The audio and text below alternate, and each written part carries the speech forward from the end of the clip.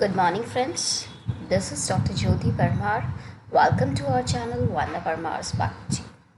In this video, we will study the most important biomolecule which is necessary for the normal activities, which is necessary for the energy point of view, right?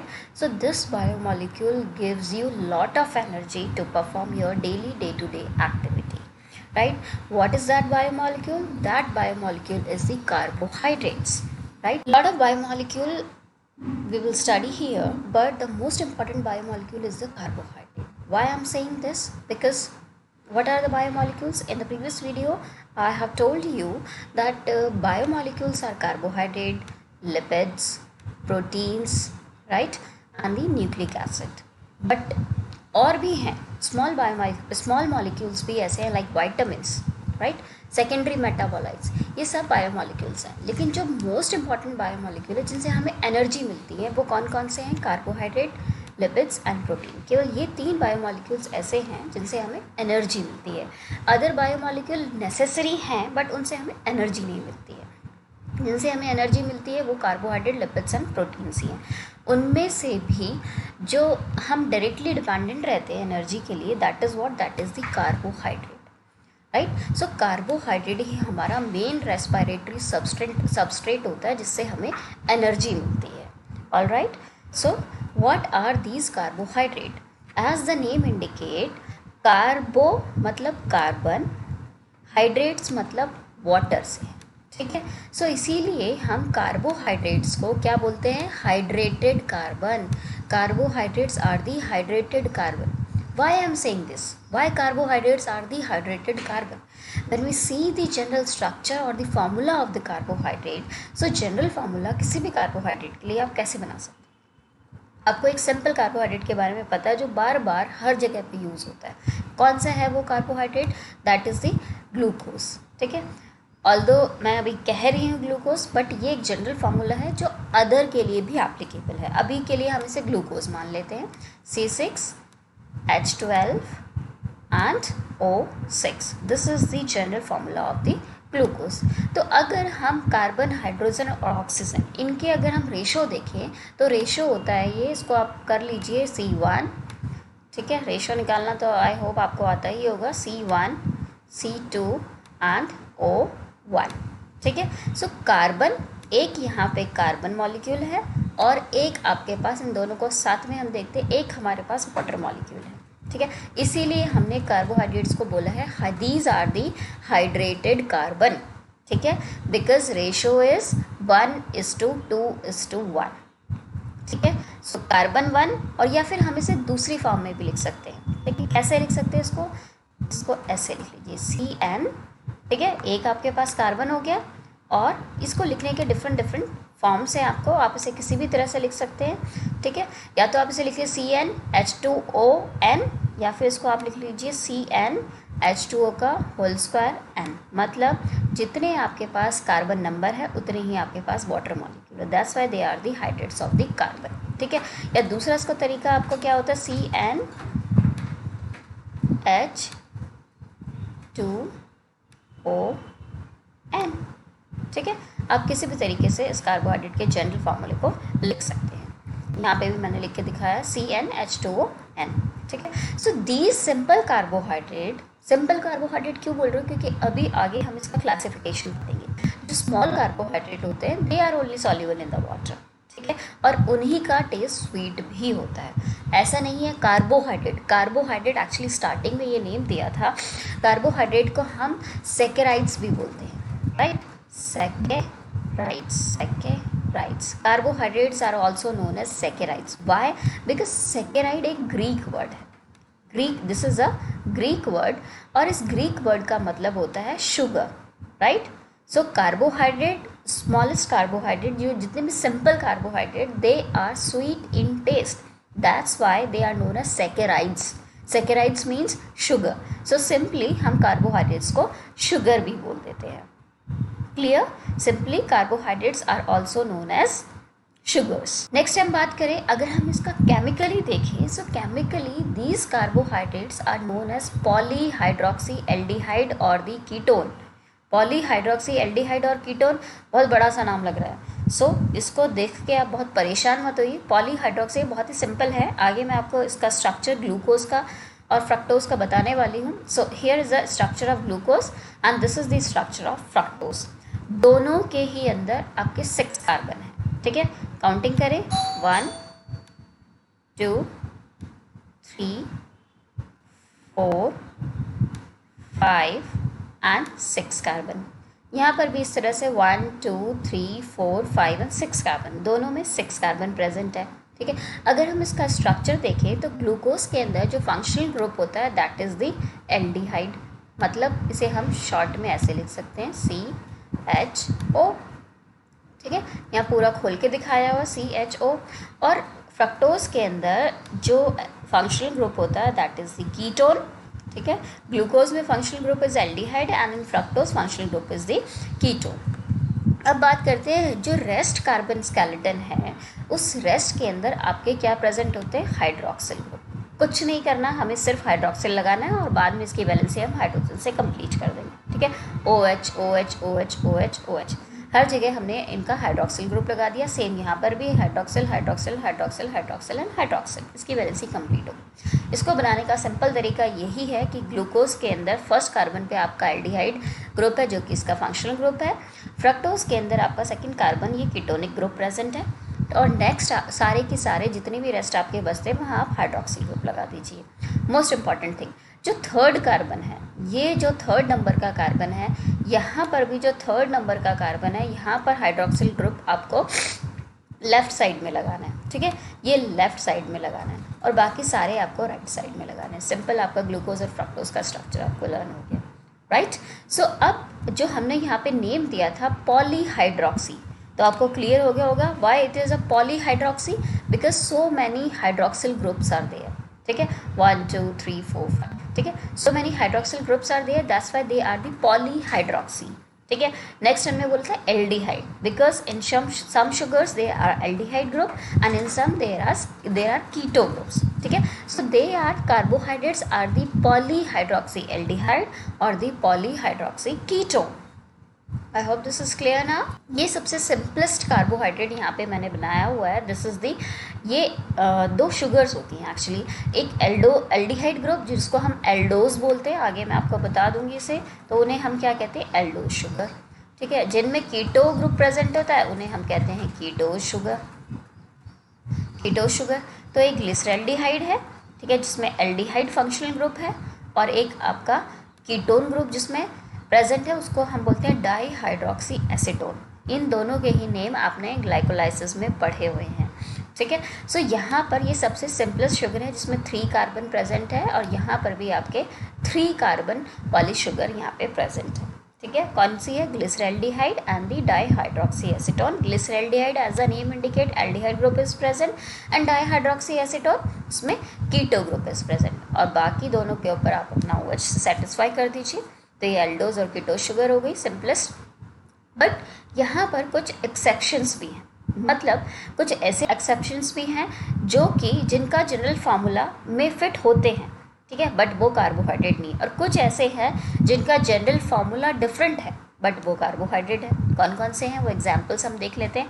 यहाँ पर भी ये जो मैंने आपको बताया, अगर आप इनको काउंट करोगे तो इन दोनों के ही जनरल फार्मूला क्या बनेगा, C6H12 and O6, clear. C6H12O6 दोनों का ही यही बनता है। 6 कार्बन होंगे, 12 हाइड्रोजन होंगे और 6 यहाँ पे ऑक्सीजन प्रेजेंट है। और अगर इसका हम जनरल फार्मूला देखें तो यहाँ पे C3H6 एंड O3, वही CnH2n वाला फार्मूला यहाँ पे फिट हो रहा है, क्लियर। सो अब यहाँ पे जो एक्सेप्शंस हैं जिनका जो जनरल फार्मूला में फिट हो रहे हैं, फॉर एग्जांपल यहाँ पे हम देखते हैं एसिटिक एसिड, ठीक है। एसिटिक एसिड का अगर हम जनरल फार्मूला देखें C2H4O2, ठीक है, 1:2:1 वाला फार्मूला यहाँ पे फिट हो रहा है, लेकिन एसिटिक एसिड एक कार्बोहाइड्रेट तो नहीं है, ठीक है, तो ये यहाँ पे इसका ऑप्शन है। दूसरा है फॉर्मेल्डिहाइड, नेम में इसका एल्डिहाइड आ रहा है, मतलब HCHO, लेकिन ये जनरल फार्मूला में फिट हो रहा है, CnH2ON, ठीक है।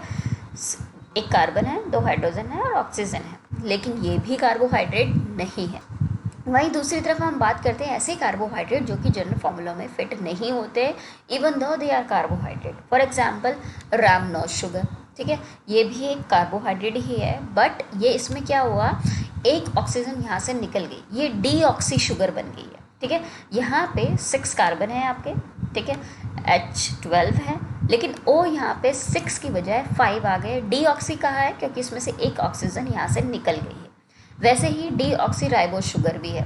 राइबोज शुगर हम बनाते हैं, डीएनए जब पढ़ा था तो वहाँ पे आपने एक ऐसे पेंटोज शुगर का फॉर्मेशन करते हैं, ठीक है, यहाँ पे बेस जुड़ जाएगा, यहाँ पे आपके फॉस्फेट ग्रुप जुड़ जाएगा, तो यहाँ पे 5 कार्बन यहाँ पे प्रेजेंट होते हैं, 5 कार्बन है। 10 यहाँ पे हाइड्रोजन है, लेकिन O को जो यहाँ पे 5 होना चाहिए वो यहाँ पे 4 ही है, क्योंकि जब आप राइबोज शुगर की बात करते हो तो उस राइबोज शुगर में तो यहाँ पे OH ग्रुप प्रेजेंट होता है सेकंड नंबर के कार्बन पे। बट जब डीऑक्सीराइबोज की बात करते हो तो इस डीऑक्सीराइबोज में से क्या होता है, ये जो एक ऑक्सीजन होता है सेकंड नंबर के कार्बन पे, यहाँ पर हाइड्रोक्सिल ग्रुप की जगह केवल हाइड्रोजन रह जाती है। इसीलिए जब हम इसका जनरल फार्मूला देखते हैं तो इसके जनरल फार्मूला में आपको एक ऑक्सीजन कम मिलती है, ठीक है। तो यहाँ पे C5H10O4, ये यहाँ पर एक ऑक्सीजन कम है और यहाँ पर एक ऑक्सीजन कम है। तो ये कुछ एक्सेप्शंस हैं जो कि कार्बोहाइड्रेट होते हुए भी उनका जनरल फार्मूला डिफरेंट होता है, ठीक है। सो कौन कौन सी है, रैमनोज एंड डीऑक्सीराइबोज शुगर। नेक्स्ट हम बात करते हैं classification of carbohydrate. Carbohydrates, they are classified into the 3 categories. One is the monosaccharides, oligosaccharides and polysaccharides. कहीं कहीं आपको 4 कैटेगरीज मिलती है, वो 4 कैटेगरीज यहीं से निकली हुई है, ठीक है।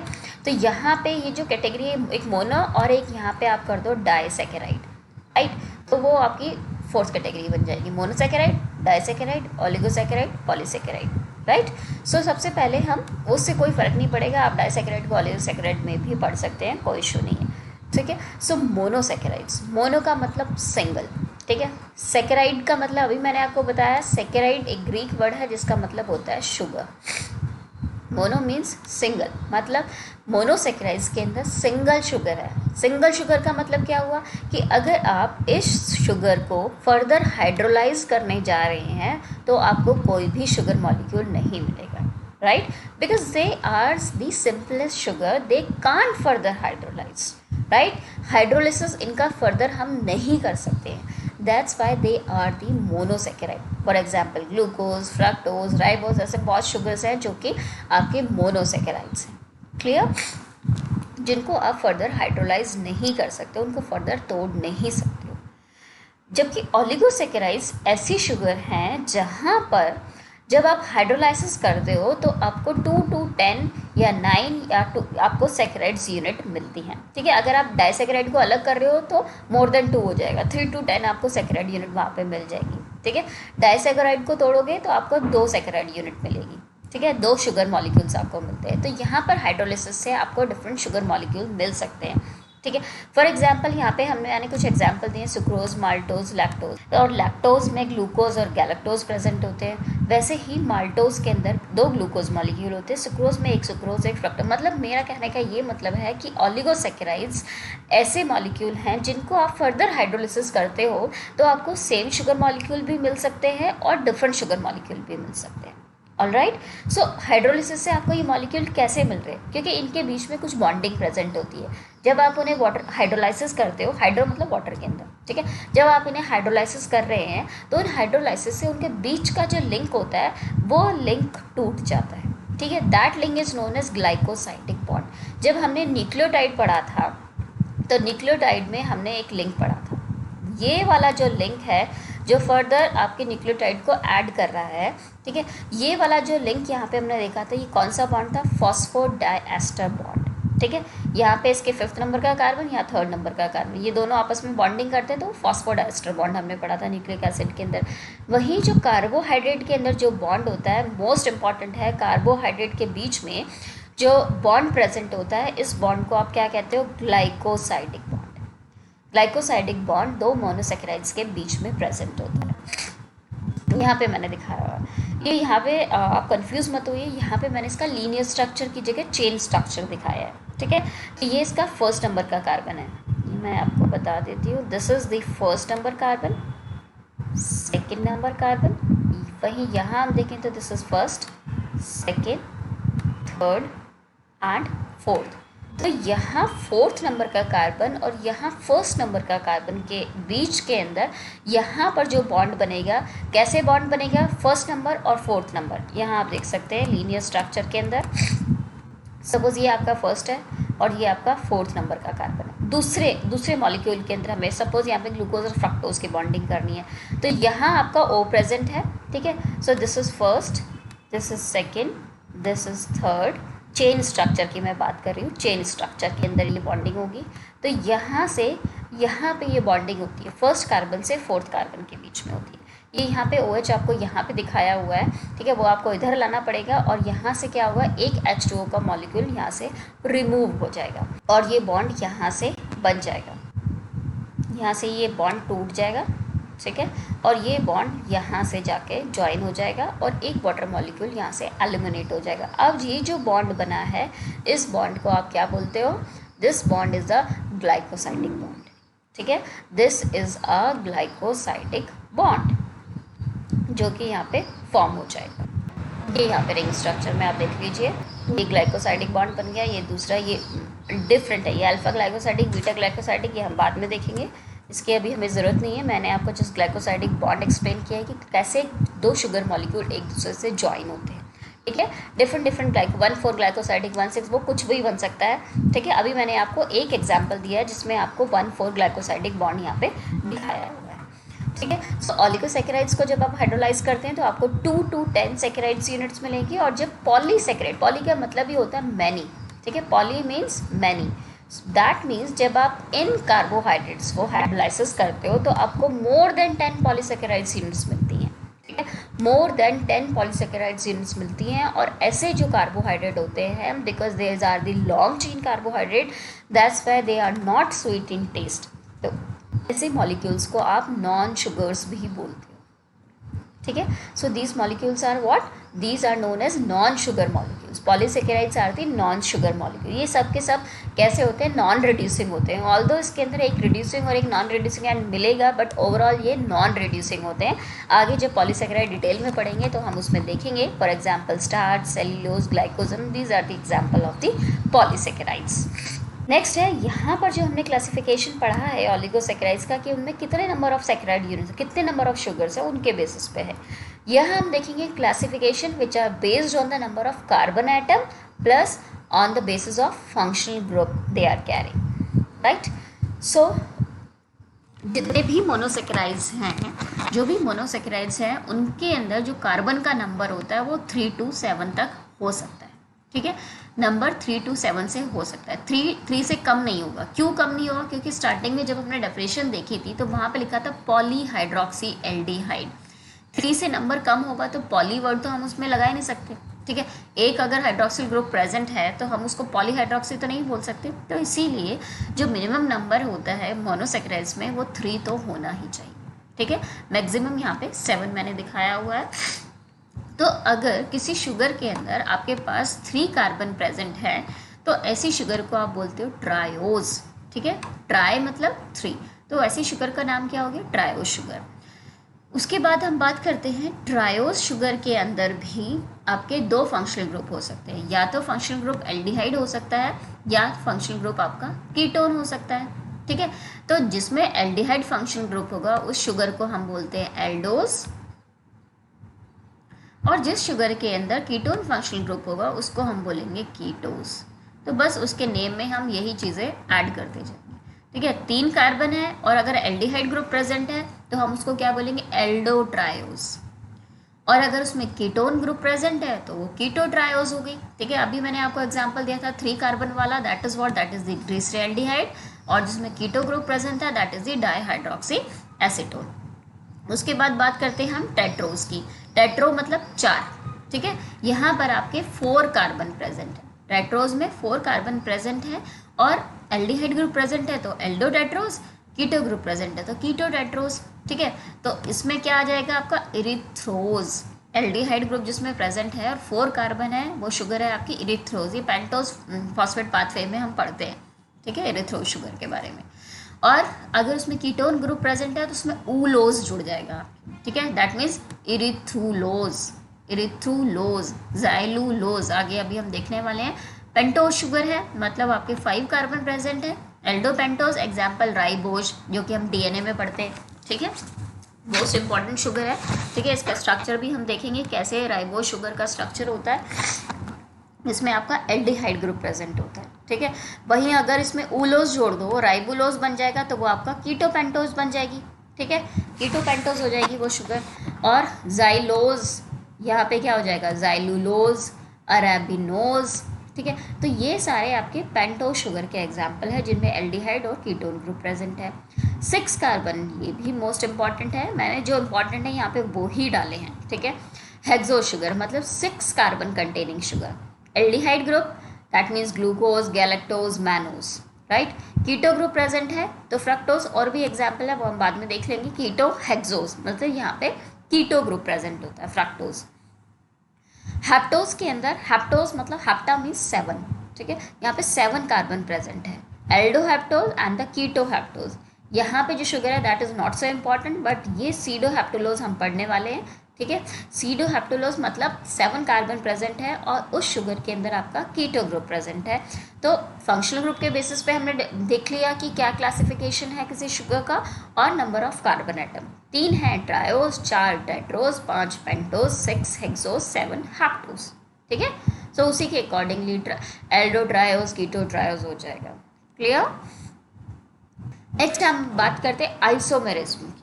ठीक है, व्हाट आर आइसोमर्स। आइसोमर्स के बारे में तो आपने पहले ही पढ़ा है, आइसोमर्स क्या होते हैं। ठीक है, मतलब ऐसी स्ट्रक्चर्स जिनका फॉर्मूला सेम होता है, केमिकल फॉर्मूला जिनका सिमिलर होगा, but structurally they are different. ठीक है, आइसोमर्स क्या होते हैं, स्ट्रक्चरली दे आर डिफरेंट, उनका स्ट्रक्चर डिफरेंट होगा लेकिन केमिकल फॉर्मूला सेम है। ऐसे जो मॉलिक्यूल्स होते हैं उन्हें हम बोलते हैं आइसोमर्स। तो यहाँ सबसे पहले हम बात करेंगे डी एंड एल शुगर्स की। What are these D L sugars. ठीक है, ये डी और एल शुगर्स हैं, ये एनेंशियोमर्स हम इन्हें बोलते हैं, एनेंशियोमर्स। आइसोमर्स ही है लेकिन हम इन्हें क्या बोलेंगे, enantiomers. So what are enantiomers, these molecules are the mirror images, right. एक दूसरे की मिरर इमेजेस है। आप मिरर के अंदर अपना हैंड देखते हो, ठीक है, तो बिल्कुल क्लियर आपको वैसी पिक्चर आपके हैंड की दिखाई देती है। तो एक दूसरे के ये मिरर इमेजेस हैं, सेम स्ट्रक्चर्स हैं, बट डिफरेंस कहाँ आता है कि they are not super impossible. These mirror images are not super impossible. Not super impossible मतलब आप अपने हैंड को, डॉर्सल सरफेस को मतलब अप रखिए, दूसरा हैंड लीजिए और जस्ट उसके ऊपर अपना दूसरा हैंड रखिए, तो आपका दोनों thumb little finger index finger को टच करेगी, तो मतलब ये एक दूसरे के ऊपर सुपर इम्पोजिबल इमेजेस फॉर्म नहीं हुई है। ठीक है, सपोज मैं आपको यहाँ बना के दिखाती हूँ, ये आपका एक हैंड है, ये इसका थंब है। क्लियर। ठीक है, अब दूसरे हैंड को आप इस हैंड के ऊपर रखिए, तो अब क्या होगा, यहाँ पर आपके फिंगर्स आ जाएंगी दूसरे हैंड की, और यहाँ आपके थंब आ जाएगा। तो अब ये एक दूसरे की मिरर इमेजेस तो हैं, वही 4 फिंगर और 1 थंब प्रेजेंट है, मिरर इमेजेस हैं, बट सुपर इम्पोजिबल नहीं है। ठीक है, ये ऑपोजिट साइड में जा रहे हैं। ठीक है, ये ऑपोजिट साइड में जा रहे हैं, सुपर इम्पोज, एक दूसरे के ऊपर इम्पोज नहीं हो पा रहे हैं। So that's why these enantiomers are, they are mirror images of one another, but they are not super impossible. So ऐसे मॉलिक्यूल्स को हम क्या बोलते हैं, enantiomers. Alright, these molecules are known as enantiomers. इन्हें हम डी और एल से डेजिग्नेट करते हैं। ध्यान रखना है, capital D and capital L. Enantiomers को आप कैपिटल डी और कैपिटल एल से ही डिनोट करोगे। लिविंग सिस्टम में जितने भी मोनोसेकेराइड हैं वो डी वाले ही प्रेजेंट होते हैं। अमाइनो एसिड से आप कंफ्यूज नहीं होंगे, क्योंकि लिविंग सिस्टम में वहाँ जो अमाइनो एसिड्स प्रेजेंट होते हैं वो एल सीरीज़ वाले होते हैं।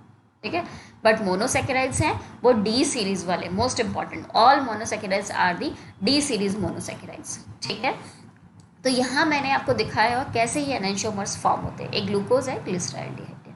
ऑलराइट, ठीक है, ये वाला जो राइट साइड है, अगर ये OH ग्रुप आपके राइट साइड में प्रेजेंट है, this is the OH group. ठीक है, ये एक जनरल फॉर्मूला था, 3 यहाँ पे कार्बन प्रेजेंट है, यहाँ पे 6 कार्बन प्रेजेंट है। ठीक है, एल्डिहाइड एल्डिहाइड दोनों में एल्डिहाइड प्रेजेंट है, बट ये वाला जो आपका OH ग्रुप है, वो आपके राइट साइड में प्रेजेंट है। हम कैसे देखते हैं ये OH ग्रुप को, यहाँ पे तो 3 कार्बन थे तो कोई इशू नहीं था, बट ग्लूकोज में तो आपके 6 कार्बन है, ठीक है। ये फर्स्ट कार्बन हटा दें जिसमें कि फंक्शनल ग्रुप प्रेजेंट होता है, तो रेस्ट कार्बन में हम किसके OH ग्रुप को देखेंगे, तो जो मोस्ट डिस्टेंट प्लेस पे होगा फंक्शनल ग्रुप से उस कार्बन को हम देखेंगे, ठीक है। लेकिन उसका किरेल कार्बन होना ज़रूरी है, ठीक है। एसिमेट्रिक कार्बन होना ज़रूरी है। किरेल कार्बन कौन सा कार्बन होता है, ऐसा कार्बन जिसके ऊपर जो ये चारों ग्रुप जुड़े हुए हैं, ये चारों ग्रुप डिफरेंट हो। सपोज एक कार्बन ऐसा है जिसके पास H ग्रुप प्रेजेंट है, एक OH ग्रुप प्रेजेंट है, यहाँ पे कोई भी आप R ग्रुप जोड़ दीजिए, ठीक है। सपोज मैंने यहाँ R1 कर दिया, मतलब डिफरेंट है, सपोज CH2 ही है, ठीक है, और यहाँ पे डिफरेंट R2 से मैंने डिनोट कर दिया, तो ये एक ऐसा कार्बन है जो कि किरेल कार्बन है। तो इस फंक्शनल ग्रुप से सबसे मोस्ट डिस्टेंट किरेल कार्बन कौन सा हुआ, ये 5th नंबर का कार्बन। 6 कार्बन किरेल कार्बन क्यों नहीं हुआ, क्योंकि यहाँ पर तो 2 हाइड्रोजन प्रेजेंट है, तो इसीलिए ये किरेल कार्बन नहीं है, एसिमेट्रिक कार्बन नहीं है, ठीक है। सो यहाँ पे मोस्ट डिस्टेंट कार्बन हमारा 5th नंबर का कार्बन हुआ, और यहाँ पर हाइड्रोक्सिल ग्रुप की लोकेशन आपके राइट साइड में है, तो इसीलिए हम इसे क्या बोलते हैं, डी ग्लूकोज। अभी आप इस प्लस साइन को ऑमिट कर दी, बाद में मैं इसे समझाने वाली हूँ यहाँ प्लस साइन क्यों लगाया है, but this is a D glucose, alright. D glucose that means when hydroxyl group on the chiral carbon is present on the right side, then it is a D glucose. When this is present on the left side, then it will be a L glucose. All right. So this is what, this is the L glucose. ये देखिए यहाँ पर आपका hydroxyl group जो है वो आपका left side में आ गया, ठीक है। यहाँ पर आपका राइट में था, यहाँ पर आपका लेफ्ट में आ गया, तो ये आपका एल ग्लूकोज बन जाएगा। ऐसे ही आप डी ग्लिसरॉल्डिहाइड से एल ग्लिसरॉल्डिहाइड भी फॉर्म कर सकते हैं, ठीक है। वन मोर थिंग, तो अब अगर यहाँ पे किरेल कार्बन के ऊपर आपका हाइड्रोक्सिल ग्रुप का पोजीशन चेंज हो गया तो रेस्ट में भी चेंज हो जाएगा, सब रिवर्स हो जाएंगे। देखो यहाँ OH राइट साइड में था, यहाँ पे लेफ्ट में आ गया, यहाँ पे लेफ्ट में था तो यहाँ राइट में आ गया, ठीक है। सबका पोजीशन उसके रेस्पेक्ट में चेंज हो जाता है, लेकिन हम देखते कौन सा है, जो मोस्ट डिस्टेंट किरेल कार्बन है वहाँ पर हाइड्रोक्सिल ग्रुप का लोकेशन क्या है, उसी के बेसिस पे हम आइडेंटिफाई करेंगे whether sugar is the D in the D form or in the L form. So this is the example of D glucose and this is the L glucose. So these are what? These are the enantiomers. Dextrorotatory और लिवोरोटेटरी, ये जो यहाँ पे plus और minus sign लगा है, इनका मतलब क्या होता है, वो इस D और L शुगर से आप बिल्कुल कंफ्यूज नहीं करोगे, ठीक है। कैपिटल D और capital L we denotes the enantiomers, ठीक है। अब बात करते हैं हम small D and small L, या फिर प्लस और माइनस फॉर्म। ध्यान रखना है स्मॉल डी है, ठीक है, स्मॉल एल है। स्मॉल डी या स्मॉल एल लिखो, या प्लस या माइनस साइन से हम इसे डिनोट कर सकते हैं, किसी भी साइन से डिनोट कर सकते हैं। दैट मीन्स कोई भी शुगर होती है, शुगर के अंदर ऑप्टिकल एक्टिविटी देखने को मिलती है। What is optical activity? That means अगर आप अनपोलराइज लाइट को पोलराइजर से पास करते हो, तो पास करने के बाद वो लाइट एक प्लेन में डाइवर्ट हो जाती है, या तो वो लेफ्ट साइड में रोटेट हो जाएगी या फिर वो राइट साइड में रोटेट। सपोज यहाँ पर आपका कोई शुगर सोल्यूशन रखा है और यहाँ से आपने उस लाइट को पास किया, तो अब ये जो लाइट का प्लेन है वो तो या तो राइट साइड शिफ्ट हो जाए या फिर वो लेफ्ट साइड हो जाए, ठीक है। उसके बेसिस पे हम शुगर्स को दो में डिवाइड करते हैं, one is the dextro rotatory sugar, one is the levo rotatory sugar, ठीक है। डेक्स्ट्रो का मतलब अगर उसने प्लेन पोलराइज लाइट को राइट साइड में रोटेट कर दिया है तो ऐसी शुगर होगी डेक्स्ट्रो रोटेटरी, और अगर उसने लेफ्ट साइड में रोटेट कर दिया है तो वो होगी लीवो रोटेटरी शुगर। क्लियर? तो यहाँ पर मैंने एक फॉर्मूला लिखा है, यहाँ पर आप देखिए ये किरेल कार्बन है, इस किरेल कार्बन में हाइड्रोक्सिल ग्रुप की पोजीशन आपके राइट साइड में, दैट मीन्स ये क्या हो गया, डी शुगर हो गई, ठीक है। This is a D sugar. वहाँ पे मैंने आपको ग्लूकोज का एग्जाम्पल दिया था, ये यहाँ हम ग्लूकोज का एग्जाम्पल देख चुके हैं। हाँ, यहाँ पे ये डी ग्लूकोज और एल ग्लूकोज देखा था। अब हम यहाँ पे देखेंगे कि फ्रक्टोज में, क्योंकि एक हमने एल्डिहाइड पढ़ लिया, एक हमें कीटो ग्रुप वाला भी देखना है, तो यहाँ फ्रक्टोज का दिखाया हुआ है, तो यहाँ हाइड्रोक्सिल ग्रुप राइट साइड में है, ठीक है। कीटो शुगर है, ये कीटो ग्रुप सेकंड नंबर के कार्बन पे आपको दिखाया हुआ है। तो यहाँ पर ये शुगर कैसे होगी, डी। बस हमें कुछ नहीं देखना, हमें मोस्ट डिस्टेंट कार्बन जो किरेल सेंटर है उस किरेल कार्बन के ऊपर हमें हाइड्रोक्सिल ग्रुप का पोजीशन देखना है। तो ये हो गया एल, ठीक है। D fructose, that means hydroxyl group is on the right side and L fructose means hydroxyl group is on the left side. अब जो डी फ्रक्टोज होता है, ये डी फ्रक्टोज हमारा लीवोरोटेटरी होता है। हम डी की बात करेंगे बिकॉज लिविंग सिस्टम के अंदर हमारे डी फॉर्म्स ही शुगर की प्रेजेंट होती हैं। सो डी फ्रक्टोज इज अ लीवोरोटेटरी। ऐसा नहीं कर देना कि डी फ्रक्टोज है तो ये डेक्स्ट्रोरोटेटरी, नो। डी का मतलब तो यहाँ उसके एनेंशियोमेरिक फॉर्म से है, ठीक है, और लीवोरोटेटरी है मतलब माइनस यहाँ पे साइन आ जाएगा, ठीक है। या फिर हम इसे स्मॉल डी भी लिख सकते हैं, सॉरी स्मॉल एल भी लिख सकते हैं, ठीक है। लीवोरोटेटरी होने पे माइनस साइन लगाओ या फिर आप स्मॉल एल से डिनोट करो, आप कुछ भी लिख सकते हैं। नेक्स्ट, यहाँ पे जो ग्लूकोज था, ये वाला ग्लूकोज, ये ग्लूकोज जो डी ग्लूकोज है वो डेक्स्ट्रोरोटेटरी होता है, एल ग्लूकोज लीवोरोटेटरी होता है। तो यहाँ पे दो चीज़ आई, एक डी ग्लूकोज और एक एल फ्रक्टोज। ये दोनों कैसे हैं? डेक्स्ट्रोरोटेटरी, ये याद रखना है। D glucose dextrorotatory and D fructose levorotatory है, ठीक है। ओनली एल फ्रक्टोज ही आपका डेक्स्ट्रोरोटेटरी है, क्लियर। डी फ्रक्टोज हालांकि डी है but this is a levorotatory form, बार बार मैं आपको बता रही हूँ, this is a levorotatory. By levorotatory because it rotates the plane polarized lights towards the left side, that's why it is a levorotatory. And D why? Because hydroxyl group is present on the right side. Next हम बात करते हैं epimers की। Epimers क्या होते हैं? Epimers में most important thing है, ये मैंने हाईलाइट किया हुआ है, ये ओनली वन पोजीशन में ही एक दूसरे से डिफरेंट होंगे, ठीक है। ऐसे carbohydrate which very only in one position, किसकी पोजीशन? हाइड्रोक्सिल ग्रुप की, ठीक है।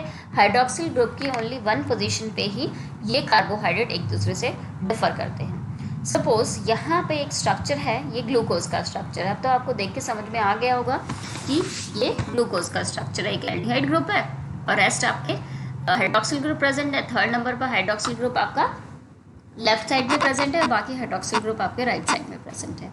तो अब यहाँ पे बात करते हैं हम डी गैलेक्टोज की। दोनों में क्या डिफरेंस है? डी ग्लूकोज और डी गैलेक्टोज। यहाँ पर अगर हम देखें तो बाकी सब चीज़ें यहाँ पे सेम है, वही CHO, HOH, HOH, बट यहाँ पे ये this is first, this is second, this is third number carbon and this is the fourth number carbon. बस यहाँ पे केवल एक पोजीशन के अंदर यहाँ पे डिफरेंस आ गया। यहाँ पर हाइड्रोक्सिल ग्रुप आपका राइट साइड में प्रेजेंट था, जबकि डी गैलेक्टोज के अंदर हाइड्रोक्सिल ग्रुप आपका लेफ्ट साइड में प्रेजेंट है। Why it is a D glucose? Because most distant chiral carbon having hydroxyl group is on the right side, that's why it is a D galactose and this is D glucose. Only difference on the fourth number carbon, that's why यहाँ पे मैंने लिखा हुआ this is the C4 number का epimer, मतलब C4 carbon के ऊपर hydroxyl group का पोजीशन आपका चेंज हो गया है। So glucose and galactose they are epimers. वैसे ही मैनोज की अगर हम बात करें तो मैनोज भी डी ग्लूकोज से ओनली एक कार्बन में डिफरेंस है यहाँ पे, ठीक है। वो नंबर कार्बन कौन सा है? सेकंड नंबर का कार्बन है। यहाँ पर हाइड्रोक्सिल ग्रुप आपका लेफ्ट साइड में आ गया, जबकि ग्लूकोज में आपका राइट साइड में प्रेजेंट होता है। बाकी सब चीज़ें आपको सिमिलर ही मिलेंगी, ठीक है। So glucose and mannose are also epimers and glucose and galactose are also epimers, right. So glucose में और मैनोज में C सेकेंड के कार्बन में डिफरेंस आया है, गैलेक्टोज और ग्लूकोज में आपके फोर्थ नंबर के कार्बन में डिफरेंस आया है, ठीक है। सो अब क्वेश्चन आता है क्या मैनोज और गैलेक्टोज भी एक दूसरे के एपिमर्स हैं? तो क्या ये दोनों एक दूसरे के एपिमर्स हैं? So answer is no. Why no? Because अगर आप देखो तो यहाँ पे दोनों का सेकंड नंबर का कार्बन हाइड्रोक्सिल ग्रुप का पोजीशन डिफरेंट है, ठीक है। थर्ड नंबर पे कार्बन पे सेम है बट फोर्थ नंबर के कार्बन पे फिर पोजीशन डिफरेंट हो गई है। तो यहाँ पे दो जगह हाइड्रोक्सिल का पोजीशन डिफरेंट है, तो दो जगह अगर डिफरेंट है तो ये एपिमर नहीं हो सकते। इसीलिए मैंने यहाँ पे लिखा था चेंज, हाइड्रोक्सिल ग्रुप का पोजीशन चेंज होता है only on the one position, ठीक है। ओनली वन पोजीशन पे ही हाइड्रोक्सिल ग्रुप का पोजीशन चेंज होगा, रेस्ट पे चेंज नहीं होगा। सो इसीलिए ग्लूकोज और गैलेक्टोज तो एक दूसरे के एपिमर हैं, ग्लूकोज और मैनोज भी एपिमर हैं, लेकिन मैनोज और गैलेक्टोज एपिमर्स नहीं हैं। नेक्स्ट बात करते हैं हम एनोमर्स की। What are anomers? एनोमर्स क्या होते हैं? ये साइक्लिक मोनोसैकेराइड्स हैं। दैट मीन्स अभी तक हमने जो भी स्ट्रक्चर पढ़ा था वो हमने एक लीनियर स्ट्रक्चर पढ़ा था, ग्लूकोज का एक लीनियर स्ट्रक्चर, ये ऐसे लीनियर फॉर्म में सारे कार्बन आपके अरेंज होते हैं। So this is a linear structure of glucose. लेकिन जब हम इसे वाटर में डालते हैं तो ग्लूकोज क्या होता है? एक चेन फॉर्म अटेन कर लेता है, एक चेन जो पूरा एक साइक्लिक फॉर्म जो अटेन कर रहा है, जो कॉन्फ़िगरेशन बन रहा है, ठीक है, उस साइक्लिक कॉन्फ़िगरेशन के अंदर एनोमेरिक कार्बन के ऊपर, एनोमेरिक कार्बन का मतलब होता है जहाँ पर आपका फंक्शनल ग्रुप प्रेजेंट है, ठीक है, उस एनोमेरिक कार्बन के ऊपर हाइड्रोक्सिल ग्रुप कहाँ पर प्रेजेंट है, उसी के अकॉर्डिंगली आपके दो टाइप के एनोमर्स बनते हैं, ठीक है। एनोमेरिक कार्बन के ऊपर हाइड्रोक्सिल ग्रुप का पोजीशन क्या है, उसके बेसिस पर आपके एनोमर्स फॉर्म होते हैं। एक को हम बोलते हैं alpha anomer and second one is the beta anomer. Suppose ये आपकी कोई चेन है, ठीक है, एक चेन बनाई है, 6 आप हैं, जिसके अंदर प्लेन में अगर ये फर्स्ट नंबर आपका एनोमेरिक कार्बन है, वाई बिकॉज यहीं पे आपका फंक्शनल ग्रुप प्रेजेंट है। अगर इस चेन के अंदर आपका हाइड्रोक्सिल ग्रुप आपका प्लेन से बिलो प्रेजेंट है, तो उसे आप क्या बोलते हो, उस एनोमर को आप बोलोगे अल्फा एनोमर, ठीक है। अगर ये हाइड्रोक्सिल ग्रुप आपका प्लेन से अबव प्रेजेंट है, अगर प्लेन से अबव प्रेजेंट है आपका हाइड्रोक्सिल ग्रुप, तो उसे आप बोलोगे बीटा एनोमर, ठीक है। कैसे प्रेजेंट होगा, अब H तो नीचे आ जाएगा और OH आपका प्लेन से ऊपर चला जाएगा। So this is what, this is the beta anomer. Clear. यहाँ पे मैंने आपका ग्लूकोज का स्ट्रक्चर बनाया हुआ है, ये ग्लूकोज का लीनियर स्ट्रक्चर है, आपके 1 2 3 4 5 एंड 6 कार्बन है, ठीक है। और फर्स्ट नंबर पे आपके एल्डिहाइड ग्रुप प्रेजेंट है, और ये फर्स्ट नंबर का कार्बन है, ये आपका एनोमेरिक कार्बन है, ठीक है। थर्ड नंबर पे हाइड्रोक्सिल ग्रुप आपका लेफ्ट साइड में है, बाकी सब राइट साइड में। अब यहाँ पे क्या होगी, जब चेन फॉर्म बनेगा ग्लूकोज का, तो यहाँ पे रिएक्शन होगी लाइक दैट, ठीक है। ये यहाँ पर ज्वाइनिंग हो जाएगी, ये जो हाइड्रोक्सिल ग्रुप है, ये हाइड्रोक्सिल ग्रुप इस O के पास चला जाएगा, ठीक है। ये बॉन्ड यहाँ से ब्रेक होगा, और ये जो हाइड्रोक्सिल, ये इसका यहाँ पे जो H आयन है, ये आपके जाके O से बाइंड कर जाएंगे, और ये यहाँ पे बना लेंगे OH, ये यहाँ पे OH का फॉर्मेशन कर लेंगे, ठीक है। और यहाँ पर एक रिंग फॉर्म हो जाएगी, जिसके सेंटर में आपका ये ऑक्सीजन रहेगा। ये जो ऑक्सीजन है, अब यहाँ पे केवल ऑक्सीजन बचेगा, H तो यहाँ से रिमूव हो जाएगा और केवल ऑक्सीजन यहाँ पे बच जाएगा, ठीक है। तो सेंटर में आपके इसमें ऑक्सीजन आ जाएगा, और जो आपका एल्डिहाइड ग्रुप था, अब वहाँ पे वो हाइड्रोक्सिल ग्रुप में कन्वर्ट हो जाएगा। तो ये जो रिंग फॉर्म हुई है, इसे हम बोलते हैं hemi acetal ring. This ring is what, this is the hemi acetal ring. तो अब इस रिंग को अगर आप देखो, तो 1 2 3 4 5, इस रिंग में आपके 5 कार्बन हैं, ठीक है, 5 कार्बन, और एक वहाँ पर ऑक्सीजन प्रेजेंट है, 5 carbon and single oxygen is present in this ring, जो यहाँ पे हमने दिखाई हुई है। ये फर्स्ट नंबर का carbon, second, third, fourth and fifth, और जो 6 कार्बन है जो यहाँ पे जुड़ा हुआ, उस रिंग से बाहर है, ठीक है, CH2OH रिंग से बाहर है। तो जब हम ये रिंग स्ट्रक्चर फॉर्म करते हैं, तो जितने भी राइट साइड वाले जो भी है OH प्रेजेंट है या H प्रेजेंट है, वो प्लेन के नीचे आ जाएंगे। इसको आप ऐसे क्लॉकवाइज रोटेट करके देखो, तो अपने आप समझ में आएगा ये प्लेन के नीचे चले जाएंगे, ठीक है। तो ये जो हाइड्रोक्सिल ग्रुप है, ये आपका नीचे आ जाएगा। फर्स्ट नंबर पर ये जो हाइड्रोक्सिल बना है चेन के बाद, तो ये आपका नीचे आ जाएगा, और ये जो कार्बन है, 5th नंबर का कार्बन, ऑक्सीजन के साथ आपका फर्स्ट नंबर के कार्बन से ज्वाइन हो जाएगा। हाइड्रोक्सिल ग्रुप आपका नीचे आ गया। सेकंड के अंदर हाइड्रोक्सिल ग्रुप आपका कहाँ पे प्रेजेंट था, सेकंड के अंदर आपका हाइड्रोक्सिल ग्रुप राइट में था, तो सेकंड कार्बन का नीचे आ गया। थर्ड में लेफ्ट में था, तो ये ऊपर चला गया, और बाकी सब में राइट में है, तो वो नीचे आ जाएंगे। क्लियर। तो ऐसी स्ट्रक्चर जो बनेगी, जहाँ पर आपका anomeric carbon, that means first number का जो कार्बन है, जहाँ का फंक्शनल ग्रुप प्रेजेंट है, वो अगर बिलो द प्लेन है, सो ऐसी स्ट्रक्चर को आप बोलते हो अल्फा स्ट्रक्चर, ठीक है। डी का आपको पता है, क्योंकि डी ग्लूकोज है, राइट साइड में आपका जो किरेल कार्बन है, डिस्टेंट किरेल कार्बन है, वहाँ पर हाइड्रोक्सिल ग्रुप आपका राइट साइड में प्रेजेंट है, that's why it's D glucose, ठीक है। अब यहाँ पर ये वाली जो रिंग फॉर्म हुई है, इस रिंग को आप क्या कहते हो, क्योंकि ये पायरेन रिंग से सिमिलैरिटी शो करती है, ठीक है। पायरेन एक स्ट्रक्चर होता है, उससे सिमिलैरिटी शो करती है, तो ऐसे स्ट्रक्चर को आप बोलते हो पायरेनॉज स्ट्रक्चर। ये जो फॉर्मूला है, ये जो स्ट्रक्चरल फार्मूला है, ये दिया था आपका फिशर ने। तो इस फार्मूला को आप फिशर फार्मूला या फिर फिशर प्रोजेक्शन भी बोलते हो,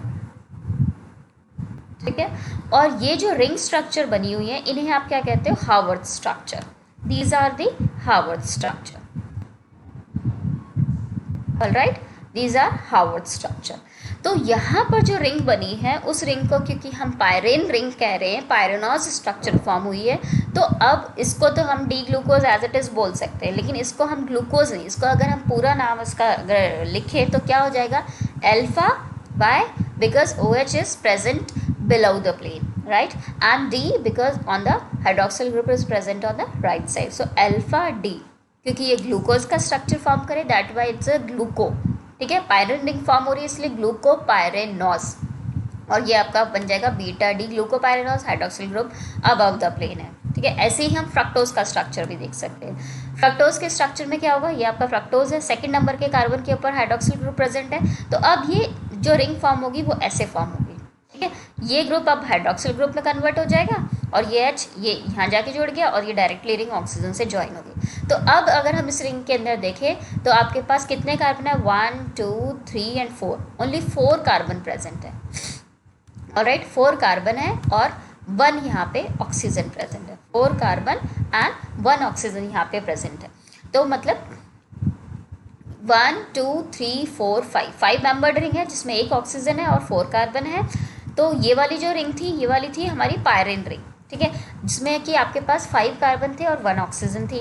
अब यहाँ पर जो रिंग फॉर्म हुई है ये वाली जो रिंग है जिसके अंदर 4 कार्बन है और 1 ऑक्सीजन है, इसको हम फ्यूरेन रिंग कहते हैं, या इस स्ट्रक्चर को हम फ्यूरेनॉज स्ट्रक्चर भी बोलेंगे, ठीक है। ये first carbon, second carbon, third carbon, fourth carbon और 5th नंबर यहाँ पे हमारी ऑक्सीजन प्रेजेंट है। तो यहाँ अगर हम सेकंड नंबर के कार्बन के ऊपर हाइड्रोक्सिल ग्रुप का पोजीशन देखें तो वो बिलो द प्लेन है, so that's why it is a alpha structure, ठीक है, अल्फा फ्यूरेनॉज स्ट्रक्चर। एक्चुअली में हम इसे फ्रक्टोज नहीं बोलेंगे, वो अभी मैं आगे बताऊंगी कैसे उसका नॉमेनक्लेचर देना है, और इसे हम बीटा बोलेंगे, ठीक है, क्योंकि यहाँ पे hydroxyl group above the plane है। सो इसका नॉमेनक्लेचर कैसे होगा, अल्फा डी फ्रक्टोफ्यूरेनॉज, ठीक है, अल्फा डी फ्रक्टोफ्यूरेनॉज। और यहाँ पे क्या होगा, ये यहाँ पे माइनस का साइन क्यों लगा है, क्योंकि ये लीवो रोटेटरी होता है, ठीक है। तो ये फुल नेम हुआ इसका अल्फा, अल्फा लगा क्योंकि hydroxyl group below the plane है, डी लगा क्योंकि यहाँ पे हाइड्रोक्सिल ग्रुप आपके 5th नंबर के कार्बन के ऊपर कहाँ पे प्रेजेंट है, राइट साइड में प्रेजेंट है, माइनस लगा बिकॉज ये ऑप्टिकल एक्टिविटी शो कर रहा है जो कि प्लेन पोलराइज लाइट को लेफ्ट साइड में रोटेट कर रहा है, so that's why it is a levorotatory. And fructose है, फ्यूरेनॉज रिंग इसमें प्रेजेंट है, सो फुल नेम है अल्फा डी फ्रक्टोफ्यूरेनॉज, यहाँ पे हुआ beta D fructofuranose. So these are what, these are the anomers structure of the fructose. Thank you so much guys.